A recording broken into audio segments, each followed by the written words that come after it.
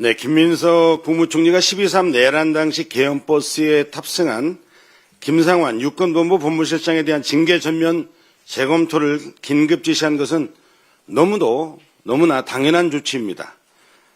계엄버스는요, 12월 4일 공안시 02분에 국회에서 해제가 결의가 의결이 되었는데 불구하고 오전 3시에 충남 계룡대에서 34명의 군의 장성과 지휘관들이 버스에 탑승을 하고 서울로 출발했던 겁니다. 국가의 헌정 질서를 뒤흔든 중대범죄 앞에서 그 누구도 예외가 될 수 없습니다. 김상환 법무실장은 국회의 계엄 해제 결의 이후에도 내란 버스에 탑승한 핵심 방주자였습니다.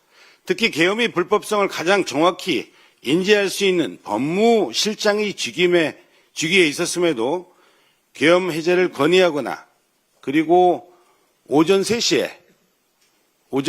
버스에 탑승하는 것은 불법이다라는 것을 박한수 계엄사령관에게 법적 근거를 대고 불법이다라고 종언하고 요구를 할 의무를 갖고 있는 게 법무실장입니다. 이러한 의무를 이행하지 않았습니다. 근신징계는 12.3 내란이라는 중대범죄 관련자에게는 사실상 면죄부에 불과합니다. 국무총리의 지시대로 징계를 전면 재검토하고 내란이란 중대범죄에 상응하는 처벌이 반드시 이루어져야 합니다. 민주당은 내란 관련자들에게 면죄부가 주어진 경위를 철저히 조사하고 내란 범죄 관련자들을 철저히 단죄하겠습니다.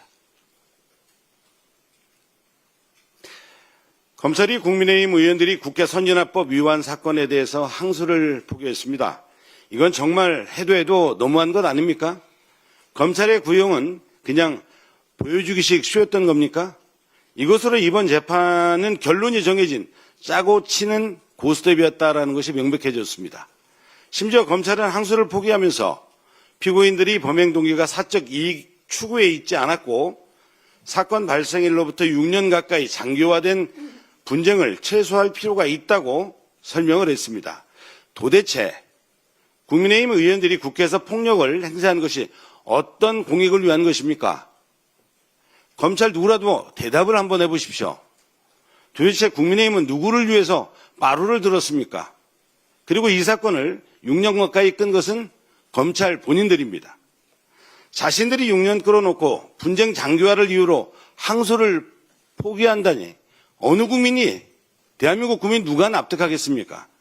국민의힘 의원들을 봐주려는 의도가 관철돼서 만족하십니까?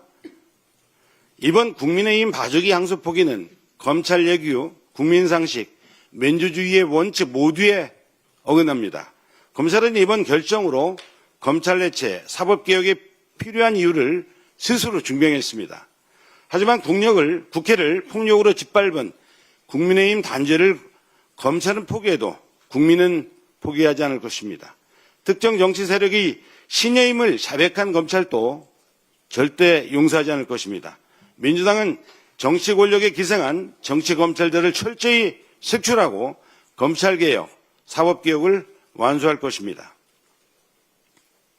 국민참여 재판거부는 국민에 대한 항명이고 법정을 모독한 난동입니다.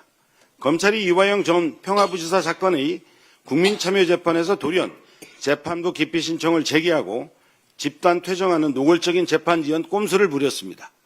수사와 재판을 통해 입증할 능력이 부족하니 정치적 논쟁으로 끌고 가보려고 한 것입니다.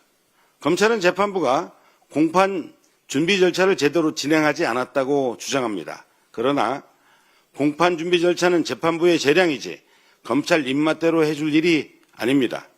검찰이 3살짜리 유치원생입니까? 왜 법정에서 검찰이 하고 싶은 대로 해달라고 생떼를 부립니까? 검찰이 증인을 64명이나 신청해 놓고 신문 시간이 짧다고 주장하는 것은 의도가 뻔합니다. 국민참여재판은 집중 압축 심리를 전제로 하며 법원은 통상 과도한 증인 신청을 제한하고 신문 시간을 관리합니다. 수사기간 내내 무엇을 했길래 재판장에 들어와서야 시간이 모자란다고 때를 쓰는지 묻지 않을 수 없습니다. 진술, 조작과 회유의 시간 낭비하느라 수사할 시간이 부족했던 겁니까? 스스로 정치 집단임을 자백하며 국민참여 재판을 어지럽힌 법비들이 준동을 철저히 조사하고 엄하게 단죄하겠습니다. 이상입니다.